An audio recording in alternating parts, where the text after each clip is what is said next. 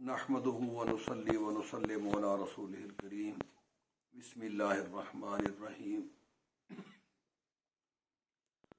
حضرات گرامی، ہم اللہ کے فضل و احسان کے ساتھ اللہ کے نبی علیہ الصلوۃ والسلام، جن کو اللہ نے رحمت للعالمین بنا کے بھیجا اور رہتی دنیا تک کے انسانوں کے لیے آپ کی ذات کو، آپ کی سیرت کو سراپا خیر کہا، اور کائنات کے بسنے والے تمام انسانوں میں، صرف اربوں انسانوں میں آپ ہی کی ذات کو اسوہ حسنہ اور کامل نمونہ کہا۔ گویا اللہ ایک انسان کے اندر جتنے اخلاقیات عالیہ اور صفات حسنہ کا ظہور چاہتا ہے، وہ ساری کی ساری اللہ کے نبی علیہ الصلوۃ والسلام میں موجود تھی۔ اور آپ کا اخلاق کیونکہ قرآن کی چلتی پھرتی تصویر تھے آپ، جس طرح حضرت عائشہ کے حوالے سے میں نے بارہا عرض کیا کہ کسی نے حضرت عائشہ سے پوچھا کہ حضور کے اخلاقیات کیا تھے، آپ کے اخلاق کے بارے میں ہمیں کچھ بتائیں، تو آپ نے ہمیشہ یہی فرمایا کان خلقہ القرآن، کہ آپ کا اخلاق قرآن مجید تھا۔ اور میں نے بارہا یہ عرض کیا کرتا ہوں آپ سے کہ اللہ نے ایک کتابی شکل میں قرآن مجید ہمیں عطا فرمایا اور ایک ہمیں چلتا پھرتا قرآن عطا فرمایا۔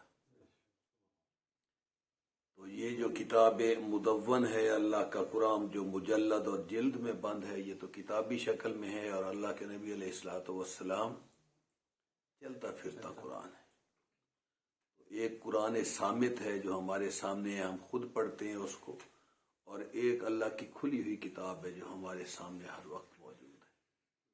تو حضور اقدس صلی اللہ علیہ وسلم کی قبل از نبوت کے واقعات کو اب ہم چیدہ دیکھ چکے ہیں، جس میں آپ کے بچپن، آپ کا خاندان، اور حضرت اسماعیل کا وہاں آ کے بیت اللہ کے اندر پڑاؤ، اور پھر بیت اللہ کی تعمیر، اور اس کے بعد کے پھر جتنے مراحل پہ اللہ کے نبی علیہ الصلوۃ والسلام نے نوجوانی میں، لڑکپن میں، پھر جوانی، اور نبوت سے پہلے کی زندگی میں 35 برس کی عمر تک ہم نے مختلف واقعات دیکھی۔ حجر اسود کی تنصیب تھی، واقعہ حلف الفضول تھا، حرب فجار تھی، اور بھی بہت سی چیزیں ہم نے پڑھی، اور لاسٹ میں ہم نے یہ دیکھا کہ اللہ کے نبی علیہ الصلوۃ والسلام کی آمد سے پہلے کہانت اور جن و شیاطین کا آسمان پر جانا، اور علم غیب کی خبریں چرا لانا، اور اس طرح کی ڈھکوسلے والی جتنی بھی غیب سے متعلق چیزیں تھیں، ان پر گویا پابندی لگا دی گئی۔ جن و شیاطین میں سے جو اوپر جاتا، ہم نے قرآن کی روشنی میں پڑھا کہ ان کے اوپر آگ برسائی جاتی، شہاب ثاقب گرائے جاتے، تاکہ اللہ کے نبی کی آمد سے پہلے سارے راستے بند ہو جائیں اور صرف وحی کا راستہ کھلا رہے۔ اللہ کے نبی علیہ الصلوۃ والسلام ایک چیز ذہن میں رکھیں کہ جب کوئی شریعت بھی نازل نہیں ہوئی تھی تو اللہ کے نبی کس شریعت پر عمل کرتے ہوں گے؟ 40 سال تک تو آپ اس معاشرے میں موجود رہے، اور کوئی شریعت، کوئی کتاب، کوئی دین، اور کوئی آپ کے پاس بطور دین کوئی تعلیمات موجود نہیں تھی، تو کس پر آپ عمل کرتے تھے؟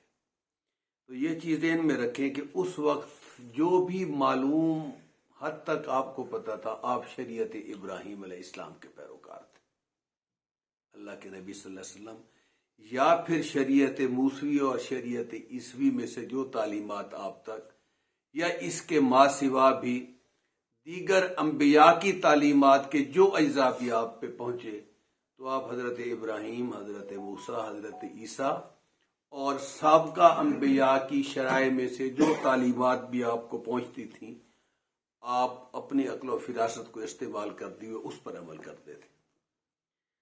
لیکن یہ چیز ذہن میں رکھیں کہ اللہ کے نبی علیہ الصلوۃ والسلام کی عمر جوں بڑھتی جا رہی تھی، اور نبوت کا زمانہ جس طرح قریب آتا جا رہا تھا، اور آپ پر وحی کے نزول کے امکانات ظاہر اللہ کے ہاں طے شدہ وقت تھا، تو اللہ کے نبی علیہ الصلوۃ والسلام کی اپنے باطن میں بڑے تغیرات پیدا ہونے شروع ہو گئے، کیونکہ آپ متلاشی تھے، جویاں تھے، اور اس چیز کے لیے ہر وقت بےتاب اور پریشان تھے کہ حقیقت حال میرے سامنے ہے۔ دین حنیف پہ تو چل ہی رہے تھے، لیکن اس دین کی اب شکل اتنی بگڑ چکی تھی، تو آپ ہر وقت اس میں غلطاں اور پیچاں اور بہت زیادہ اس کے لیے پریشان رہتے تھے۔ تو اللہ کے نبی علیہ الصلوۃ والسلام کی طبیعت کے اندر کس طرح کے تغیرات آئے کہ آپ دنیا اور دنیا کی کشاکش سے تھوڑا دوری اختیار فرمانے لگے۔ آپ کی دنیا اور دنیا کی تجارت اور مال اور اسباب اور اس وقت کے جتنے دنیاوی مشاغل لوگوں میں تھے، اللہ کے نبی علیہ الصلوۃ والسلام کی طبیعت اس سے اچاٹ رہنے لگی۔ اب اس میں ایک طرح کی بے رغبتی پیدا ہو گئی، کوئی شوق اور میلان آپ کو دنیا کی چیزوں کا باقی نہ رہا، یہاں تک کہ آپ صلی اللہ علیہ وسلم کی عمر 40 سال کے قریباً پہنچی۔ ظاہر ہے ہم سب کو پتہ ہے، اور آپ کو یہ پتہ ہے کہ یہ عقل و دانش اور میچورٹی کا کمال زمانہ ہوتا ہے۔ 40 سال میں عمر نہایت پختہ، قوت فیصلہ بالکل صحیح، اور انسان تجربوں کے بعد ایک خاص صاحب فکر کا مالک ہو جاتا ہے۔ قدرت نے رہنمائی کے لیے کیا کیا کہ سب سے پہلے ابتدا جس چیز کی نبوت کی ہو رہی ہے وہ سچے خوابوں سے ہو رہی ہے۔ اس لیے حضور کی ایک حدیث بھی آتی ہے کہ میں چلا جاؤں گا تو نبوت کا دروازہ بند ہو جائے گا، صرف اس کا ایک حصہ باقی رہ جائے گا، اور وہ سچے خواب ہے۔ تو حضور نے سچے خوابوں کو نبوت کا ایک حصہ گویا قرار دیا کہ اس کے اندر عکس پایا جاتا ہے اس کا۔ تو آپ صلی اللہ علیہ وسلم کی عمر مبارک جب 40 سال کے قریب پہنچی تو آپ کو سچے خواب دکھائی دینے لگے۔ سچے خواب سے کیا مراد ہے کہ آپ جو کچھ رات کو دیکھتے تھے، صبح جس طرح کہتے ہیں نا کہ ایسا واضح کا وضوح شمس سے، کہ جس طرح سورج واضح ہوتا ہے، وہ خواب بھی دن کو حقیقت بن کر آپ کے سامنے آ جاتا۔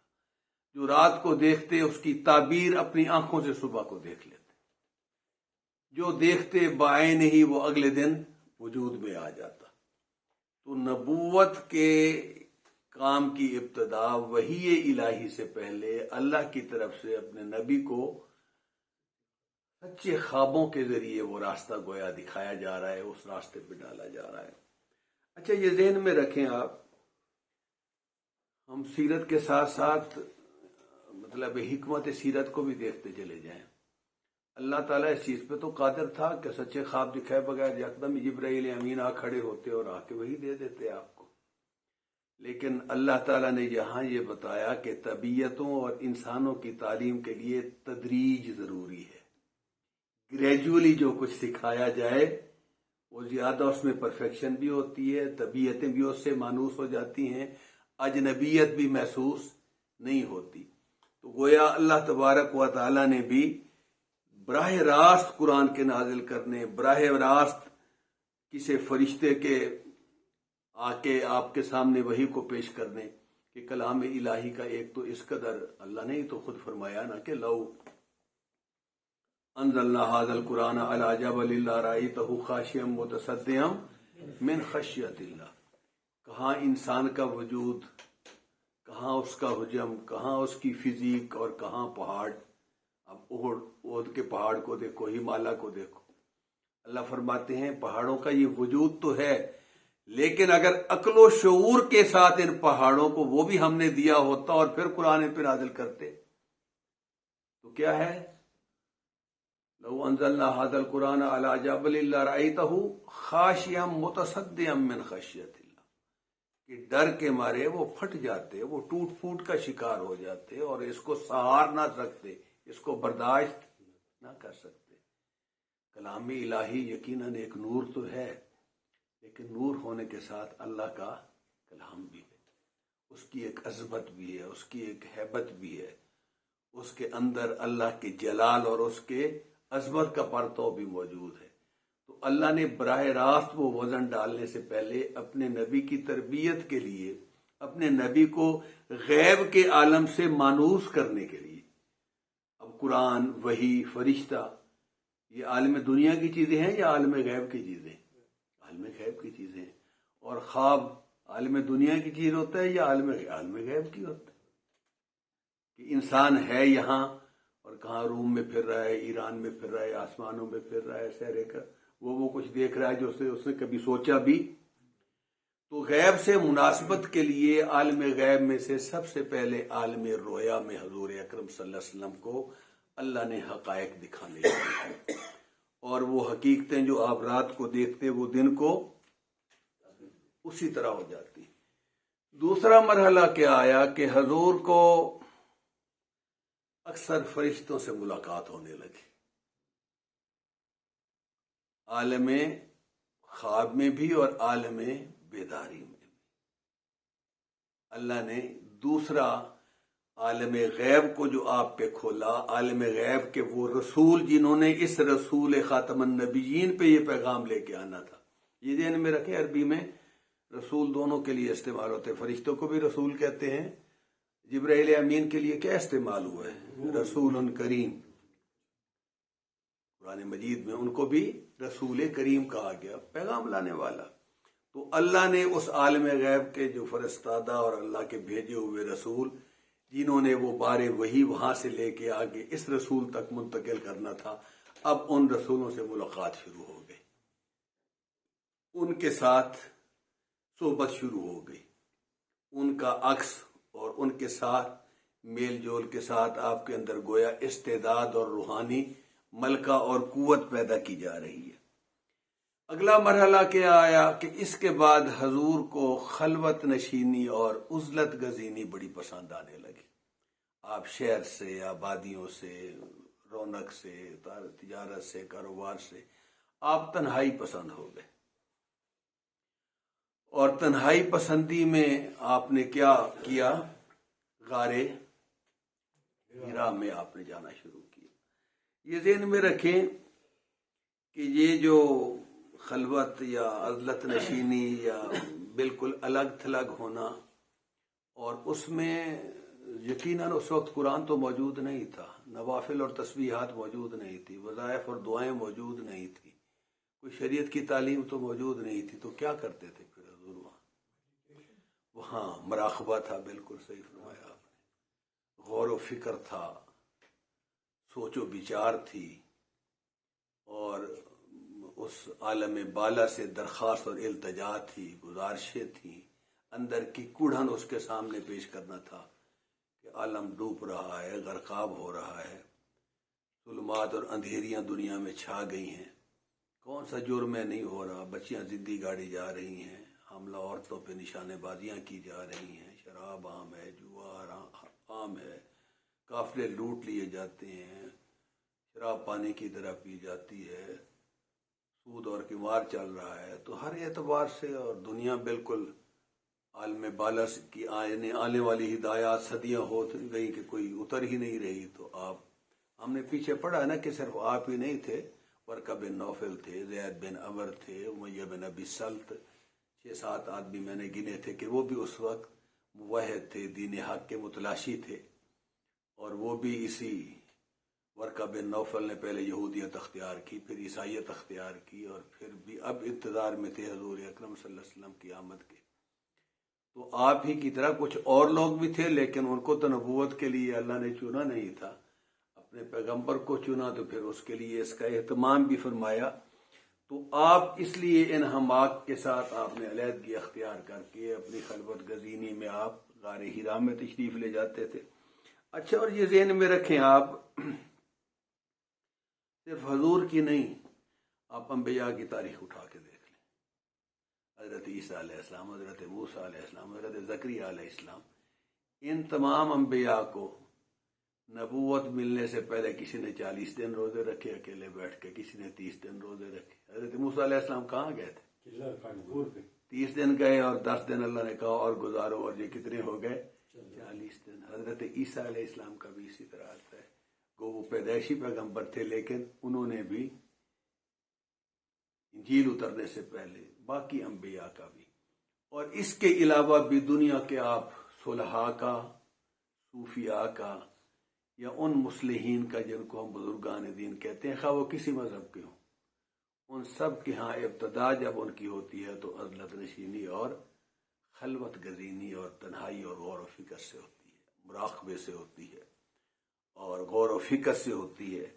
تو اس سے یہ ہے کہ انسان کی قوت فکر کامل ہو جاتی ہے، اور اس کی اللہ کے ساتھ جو کنیکشن اس وقت بنتا ہے تمام علیہ کے دنیوی سے کٹ کے اس کا انہماک اسی کی طرف ہوتا ہے، تو گویا وہ اپنے آپ کو، اپنے دل کو اور اپنے باطن کو اتنا مزکا کر لیتا ہے کہ پھر وہ اللہ کی طرف سے نبی ہے تو وحی کا، اور اللہ کا نیک اور صالح بندہ ہے تو الہام کا محبت بن جاتا ہے۔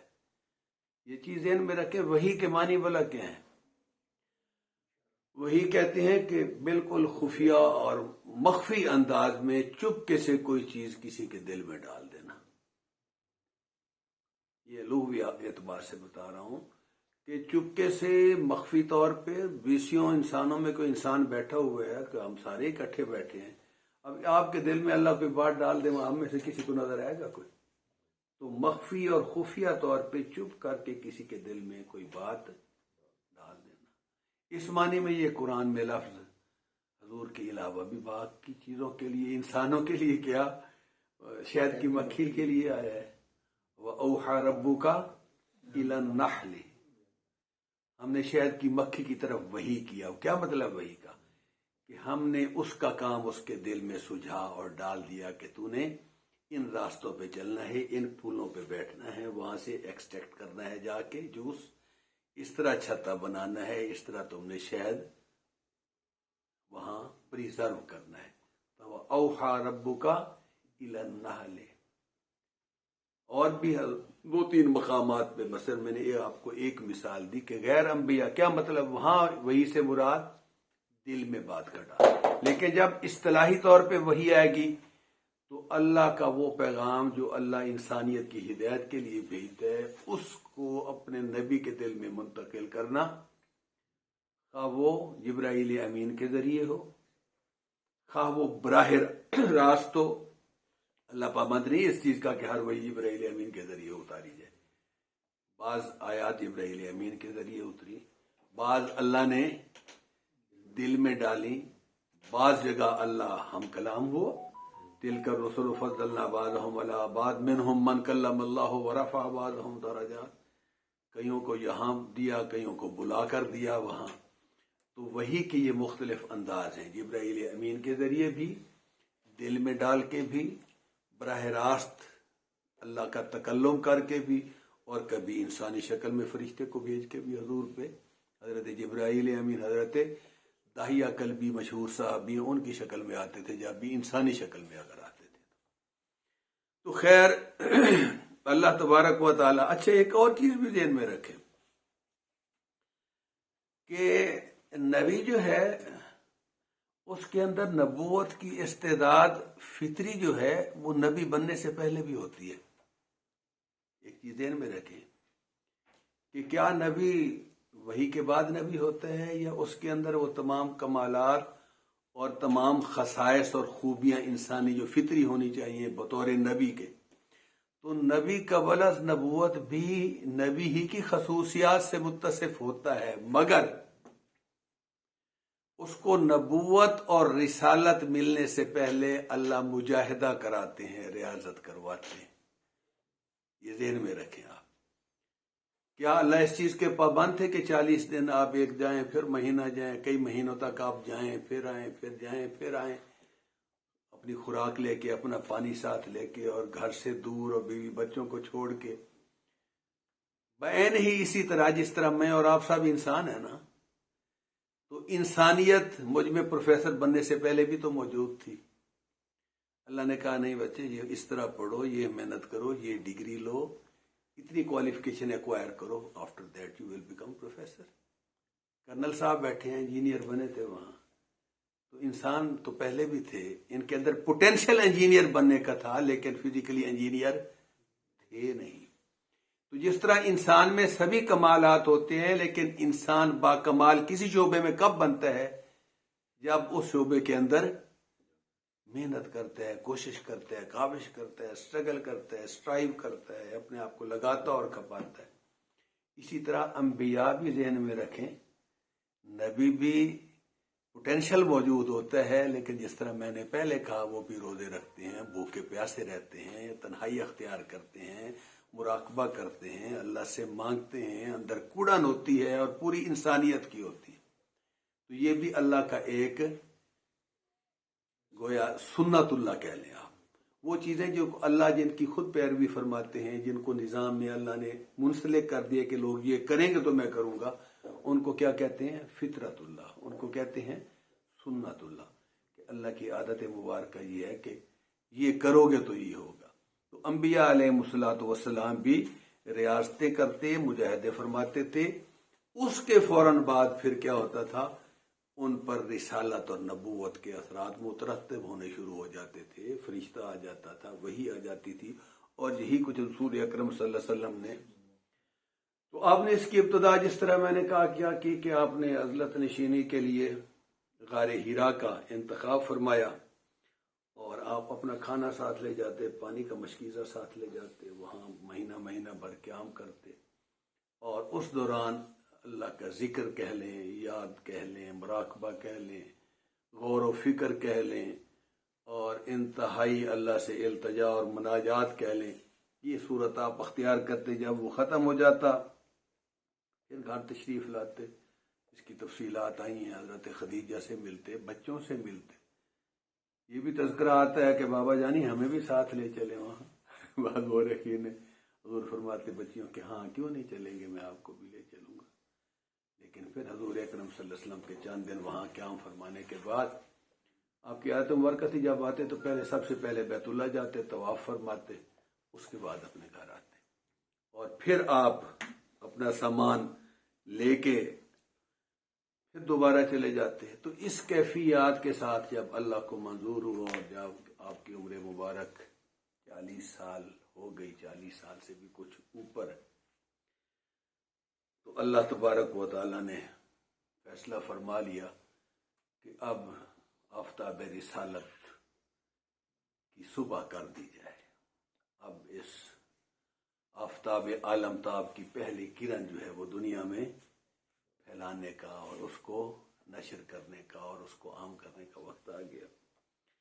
تو حضور اکرم صلی اللہ علیہ وسلم, باقی سچی بات تو یہ ہے کہ نبوت بھی اگر دیکھا جائے تو مثال بالکل اسی طرح ہے کہ رات کا سناٹا اور تاریکی جس طرح چھائی ہوتی ہے. تو ہمیں تو یہاں شہروں میں دیکھنے کا موقع نہیں ملتا, دیہاتوں میں ہم نے تو دیکھا ہے. جب میں 15-20 سال کا تھا کہ واقعتاً صبح والد صاحب مجھے اٹھا کے لے جاتے تھے, دکھایا کرتے تھے کہ تم ستاروں کو دیکھا کرو. ان کو بڑی ان چیزوں کی شناخت آئی تھی. تو صبح جب پاؤں پھٹتی ہے تو پوری تاریکی ہوتی ہے, آسمان کے کنارے مشرق کی طرف گھٹاڈوب اندھیرا ہوتا ہے. تو پہلے ایک روشنی نمودار ہوتی ہے اس طرح شمالن جنوباً, اور ایک دھاگے کی شکل میں یوں ہوتی ہے, بالکل آسمان کے کنارے صاف نظر آتا ہے. وہ سورج کے طلوع کی پہلی آمد کا جو ہے نا وہ اشارہ ہوتا ہے کہ اب سورج اور اب آفتاب عالم تاب دن کو اور رات کو پھاڑنے لگا, جس کو کہا جاتا ہے نا قل اعوذ برب الفلق, میں قسم کھاتا ہوں اس رب کی کہ جو رات کو پھاڑ کے صبح کو ظاہر کرتا ہے. تو وہی ہے فلق, اصل میں رات کی تاریکی کو پھاڑ کے سورج کا نکلنا. تو اللہ کے نبی علیہ الصلوۃ والسلام کا بھی یہ نبوت کا آفتاب جو تھا اس وقت کفر اور شرک کی تاریکیوں کو اللہ نے توڑنے کے لیے اس کا ارادہ فرمایا, اور یہ ارادہ فرمایا کہ اب میرا نبی جو اتنا پریشان اور اتنا کوشاں ہے اور اتنا جویاں ہے, تو کیوں نہ اس کے دل کو محبت وحی بنا دیا جائے, وحی کا منبع و مصدر بنا دیا جائے, اس پہ وحی اتار دی جائے. تو حضور اکرم صلی اللہ علیہ وسلم نے جب غیر معمولی انداز میں بہت زیادہ مراقبہ, بہت زیادہ وہاں اکیلے بیٹھ کے اور بہت زیادہ انہماک بڑھا دیا, تو یہ ویسے تو مورخین نے اس میں مختلف تواریخ بتائی ہیں, لیکن جو صحیح تاریخ ہے وہ 41 آپ کہہ لیں عام الفیل, اس وقت تک جو یہ ذہن میں رکھے جو تاریخ عربوں کے ہاں رائج تھی وہ ہاتھیوں کا جب حملہ ہوا تھا، جب ابرا آیا تھا، اس سے ہجرت کی تاریخ سے پہلے عربوں کے ہاں وہ تاریخ چل رہی تھی، تقویم اور کیلنڈر وہ چل رہا تھا۔ تو گویا ابرا کے حملہ کرنے کے 41ویں سال میں 3 ربیع الاول ویسے لکھی ہے جو مورخین نے صحیح ترین تاریخ کی، جب آپ پر پہلی وحی کا نزول ہوا تو امام طیالسی رحمۃ اللہ علیہ نے جو اس کی تفصیل لکھی ہے وہ کہتے ہیں کہ حضور تشریف فرما تھے، جبرائیل امین تشریف لائے اور آ کے حضور اکرم صلی اللہ علیہ وسلم کو سلام کیا، اور آپ صلی اللہ علیہ وسلم نے اسلام کا جواب دیا۔ پھر حضرت جبرائیل امین نے آپ کو یہ مجدہ سنایا پہلے کہ اس میں کوئی شک والی بات نہیں، ہم تو صرف کہتے ہیں کہ آتے ہی کہا کہ اقرا، اسلام کیا۔ پھر حضور اکرم صلی اللہ علیہ وسلم کو اعوذ باللہ من الشیطان الرجیم پڑھنے کی تلقین کی، اور امام ابن کثیر نے لکھا ہے کہ بسم اللہ الرحمن الرحیم بھی پہلے پڑھی۔ پھر حضور اکرم صلی اللہ علیہ وسلم سے گویا ہوئے اور فرمایا اقرا۔ اقرا کے معنی کیا ہے؟ آپ پڑھیے۔ قارا یقرأ پڑھنا، اسی سے قاری بنتا ہے، تو آپ نے بھی کیا فرمایا؟ اقرا۔ تو اللہ کے نبی علیہ الصلوۃ والسلام نے اس کے جواب میں کیا فرمایا؟ ما انا بقارئ، اور ایک جگہ یہ بھی آتا ہے فرمایا ما اقرأ، کہ میں تو نہیں پڑھ سکتا، یہ مجھے پڑھنا نہیں آتا۔ اب اس میں بھی علماء نے بہت خوبصورت تشریحات اور تعویلات کی ہیں کہ کیا حضور کو پتہ ہی نہیں چلا اور آپ نے کہہ دیا میں پڑھنا نہیں جانتا؟ تو یہ تو شان نبوت کے خلاف ہے۔ اس کی صحیح ترین تعویل یہ ہے کہ حضور یہ سمجھے کہ مجھے کوئی چیز، عام طور پہ آپ کسی کو کہیں پڑھ تو ہوتا یہ ہے کہ دیکھ کر کوئی چیز پڑھی جائے گی، تو حضور نے فرمایا کہ کوئی نوشتہ میرے سامنے ابھی پیش کیا جائے گا اور جبرائیل امین کوئی کتاب دیں گے اور مجھے پڑھنے کا کہیں گے، مجھے تو پڑھنا نہیں آتا۔ اور یہ تو صحیح بات ہے کہ حضور حرف شناس نہیں، امی تھے، اور یہ امی ہونا کسی دن انشاءاللہ موقع ملا تو نبی امی پہ یہ کہ انشاءاللہ میں لیکچر دوں گا۔ ان پڑھ ہونا، لکھنا پڑھنا نہ جاننا، حرف شناس نہ ہونا، یہ آپ انتہائی معذرت کے ساتھ، آپ جتنے لوگ بیٹھے ہیں، یہ نوجوان بیٹھے ہیں، آپ بڑے بوڑھے بھی بیٹھے ہیں، ریٹائرڈ آفیسر بھی بیٹھے ہیں، ایمانداری سے بتائیں، اب میں آپ کو کہیں ملوں، تھوڑی کوئی بات ہو جائے، میں کہوں چلو ان پڑھ آدمی تیرے سے بات نہیں کرنا چاہتا، آپ کہیں گے گولی مار دو پروفیسر کو، مجھے ان پڑھ کہہ رہا ہے۔ میں اس بچے کو کہہ دوں، ان کو کسی کو کہہ دوں ان پڑھ ہوگا، اگر تو ان پڑھ، تیرا باپ دادا ان پڑھ ہوگا، میں تو الحمدللہ کوالیفائڈ آدمی ہوں، انجینئر کی ہوئی ہے، فلاں کیا ہوا ہے، فلاں کیا ہوا ہے۔ تو ہر وہ بات جو میرے آپ کے چھوٹے بڑے کے لیے عیب ہے، حضور فرماتے ہیں مجھے امی لقب کے ساتھ درود پڑھ کے بھیجو تو مجھے بہت زیادہ خوشی ہوتی۔ وجہ کیا ہے؟ کہ وہ جو بظاہر ان پڑھ ہے وہ پوری کائنات کا استاد اور امام بنا، کمال تو یہ ہے نا،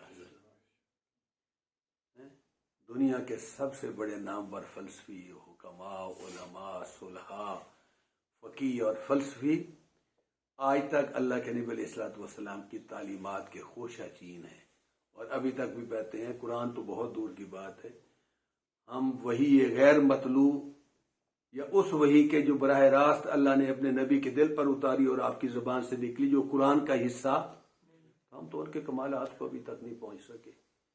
تو آپ کو امی رکھ کے شعراء اور ادباء اور فصیح و بلیغ عربوں میں آپ کی نبوت اور آپ کی زبان سے ایسے حکمت والا قرآن کہلوانا اور ایسی دانائے روزگار اقوال آپ کی اپنی زبان سے نکلوانا، یہ اصل میں آپ کے لیے اعزاز تھا ایک طرح کا۔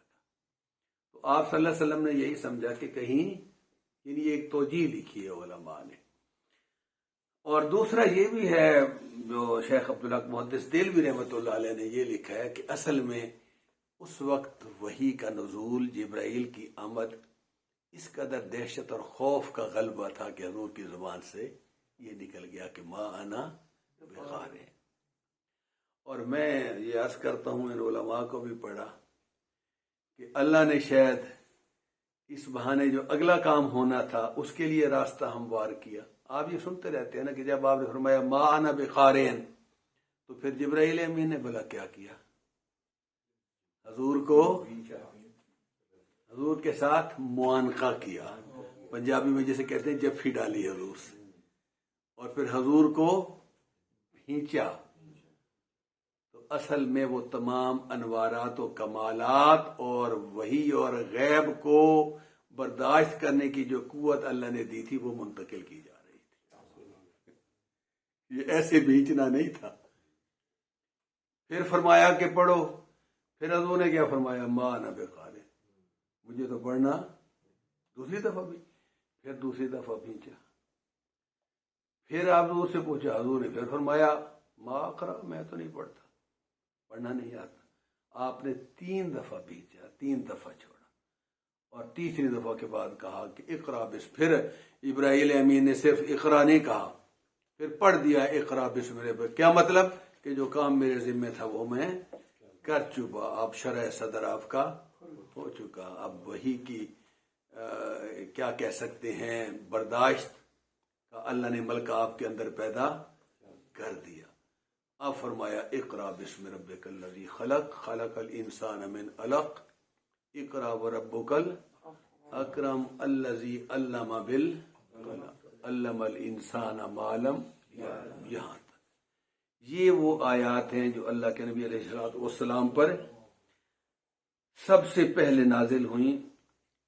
اچھا، اس میں یہ ذہن میں رکھیں، پہلے تو فرمایا اقرأ بسم ربک الذی خلق، پڑھو اپنے رب کے نام سے کہ جس نے پیدا کیا. خلق الانسان من علق، انسان کو کس سے پیدا کیا؟ خون کی لوتھڑے سے، یا ہاں لوتھڑے کہہ سکتے ہیں بس، اور سب سے مناسب لفظ یہی ہے. اقرأ وربک الاکرم. آگے 2 چیزیں بیان فرمائیں، علم بالقلم، علم الانسان ما لم یعلم. ہاں تو علماء نے اس کی بڑی خوبصورت تعریف لکھی ہے کہ علم الذی علم بالقلم، کہ پوری کائنات کو پڑھانے کے لیے تو قلم اور کاغذ چاہیے ہوتا ہے، لیکن اللہ نے اپنے نبی کو، یہ وہ علوم ہیں جو بذریعہ کتابت عام انسانوں کو دیے جاتے ہیں، اور نبی کو فرمایا علم الانسان ما لم یعلم، اس نے سکھا دیا اپنے بندے کو جو اس نے چاہا. یعنی یہ نور وحی ہے، یہ وہ القاء ہے، یہ وہ تعلیم ہے جو براہ راست.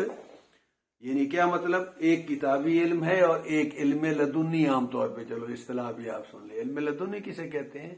جو براہ راست اللہ کی طرف سے ہوتا ہے. اور یہ ذہن میں رکھیں کہ حکمت اور علم لدنی یا حقیقت اور معرفت کو جاننے کے لیے کوئی پڑھا لکھا ہونا کوئی شرط نہیں ہے، اور کتابت شرط نہیں ہے، تحریر کا دھنی ہونا یہ کوئی شرط. حضور جب تشریف لائے مکہ مکرمہ میں تو پوری وادی مکہ میں کتنے آدمی لکھنا پڑھنا جانتے؟ 17 آدمی. کل وادی مکہ میں گرد و نواح میں 17 آدمی، وہ بھی صرف مناسب لکھنا پڑھنا، یہ نہیں کہ کوئی بہت بڑے ماہر تھے اس کے. لیکن آپ دیکھیں صحابہ کرام کی زندگیوں، ان کی تعلیمات، اقوال سے کتابیں بھری پڑی ہیں، لائبریریاں بھری پڑی ہیں. تو معلوم یہ ہوا کہ یہ ایک ذریعہ ضرور ہے، لیکن علم لدنی یا براہ راست جو اللہ القاء کرتا ہے وہ ایک اور چیز ہے. اچھا، جب حضور اکرم صلی اللہ علیہ وسلم اس کیفیت سے گزرے تو اب اگلا مرحلہ ذہن میں رکھیں کیا تھا؟ غار سے واپسی کا تھا. ظاہر ہے یہ تو ہو گیا جو ایک واقعہ ہونا تھا. تو اللہ کے نبی صلی اللہ علیہ وسلم ظاہر ہے غار حرا سے حریم نبوت کی طرف لوٹے، اپنے گھر تشریف لائے. آتی پہلی ملاقات کن سے ہوئی ہوگی؟ حضرت خدیجہ الکبریٰ رضی اللہ تعالی عنہا سے، اور اس وقت آپ کے ساتھ رہتے ہوئے بھی آپ کو 15 سال گزر چکے تھے. لیکن آتے ہی آپ نے جو کہا کہ خدیجہ میں بہت گھبرایا ہوا ہوں، پسینے سے آپ شرابور تھے، جسم کانپ رہا تھا، فرمایا مجھے میرے اوپر کوئی چیز ڈالو، میرے اوپر کوئی چیز ڈالو. تو حضرت خدیجہ نے دیکھا کہ بڑی تمازت ہے اور حدت ہے، بخار سا گویا ہو رہا ہے، تو اوپر کپڑا بھی ڈال دیا، لیکن مسلسل آپ پر پانی کے چھینٹے مارتی رہی، آپ کے چہرہ اقدس پہ اور آپ پہ ٹھنڈا پانی ڈالتی رہی، یہاں تک کہ حضور اکرم صلی اللہ علیہ وسلم کو جب ذرا سکون ہوا تو پھر آپ صلی اللہ علیہ وسلم نے سارا ماجرا کہہ سنایا۔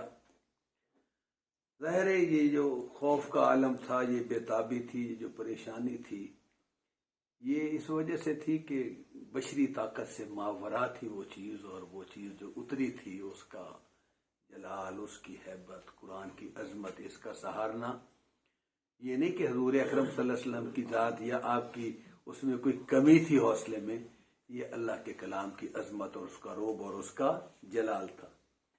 تو جب آپ نے پریشانی کا اظہار کیا تو حضرت خدیجہ نے وہ کلمات کہے کہ جو کمال کے آب زر سے بھی لکھنے سے کہاں حق ادا ہوتا ہے۔ تو حضرت خدیجہ نے آپ صلی اللہ علیہ وسلم کو جن الفاظ سے تسلی دی تو سب سے پہلے کیا فرمایا کہ آپ گھبرائیں نہیں، آپ پریشان نہ ہوں، آپ کے اندر تو یہ خوبی ہے کہ آپ صلہ رحمی کرتے ہیں۔ پہلا کیا فرمایا؟ صلہ رحمی، رشتوں ناتوں کو جوڑنا، سنبھالنا، قرابہ داروں کا حق ادا کرنا۔ پھر فرمایا آپ ہمیشہ سچ بولتے ہیں۔ پھر فرمایا آپ یتیموں کا خیال رکھتے ہیں۔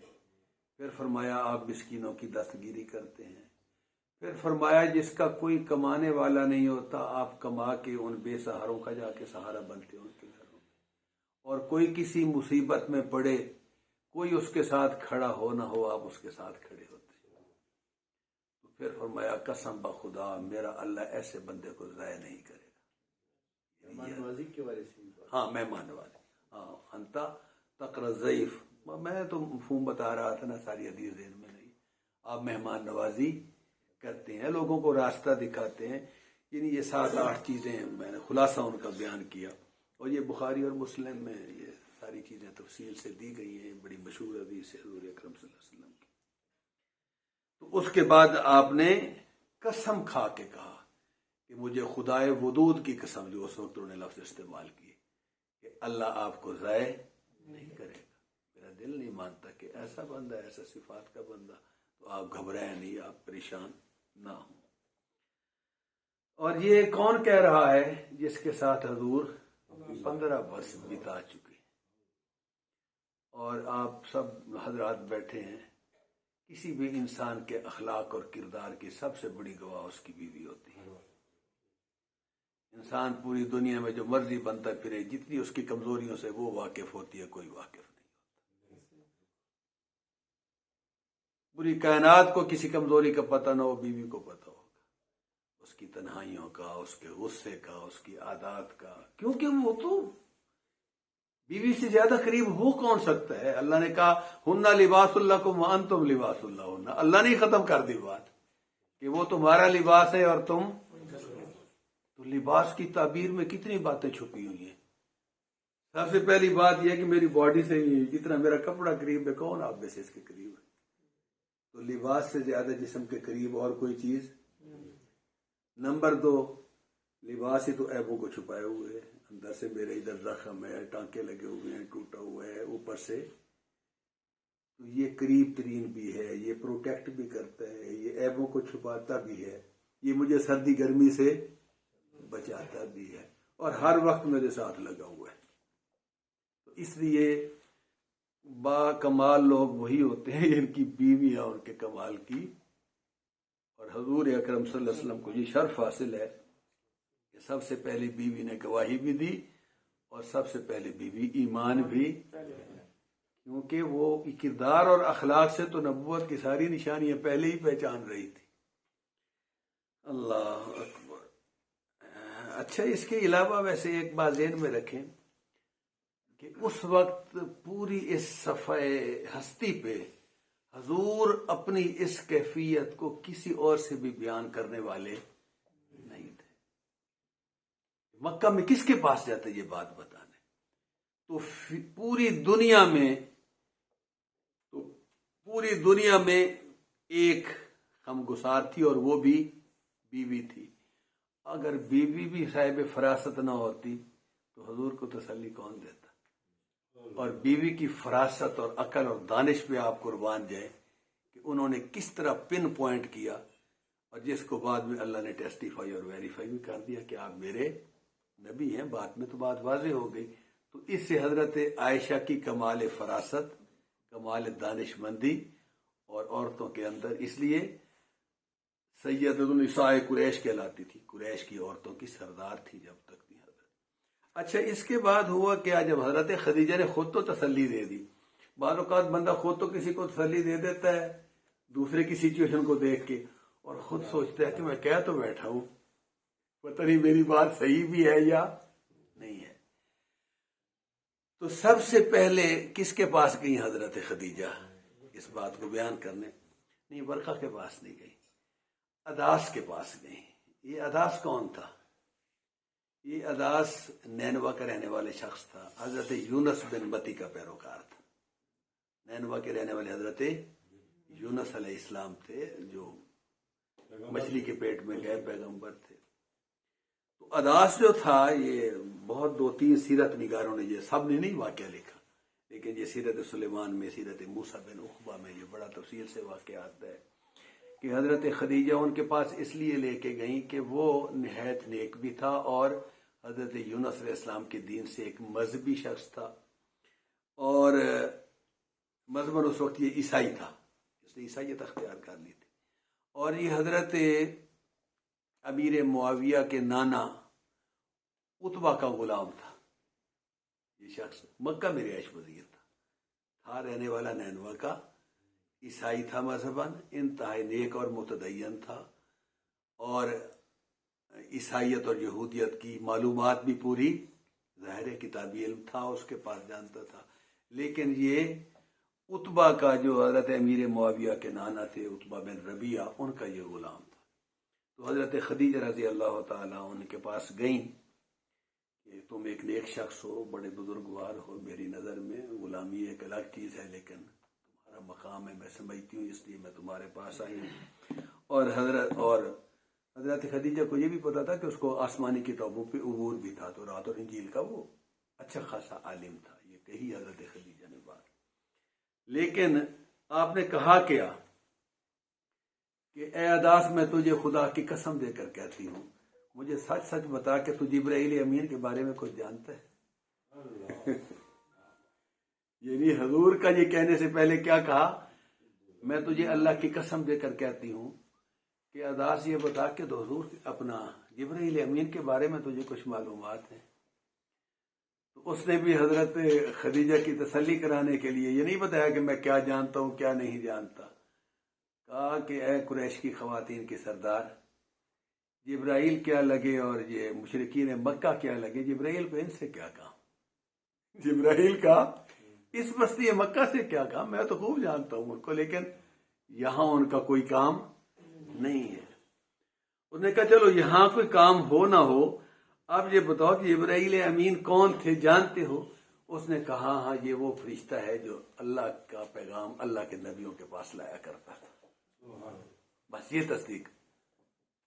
یار ایک تو آپ کی چائے بڑا کام خراب کرتی ہے، بظاہر تو بڑی انٹرٹین کرتے ہیں آپ، میرا سارا موشن توڑ دیتی ہے۔ نہیں 2-3 منٹ تو لینے سے بہتر، چلو جی ڈال لیتے ہیں۔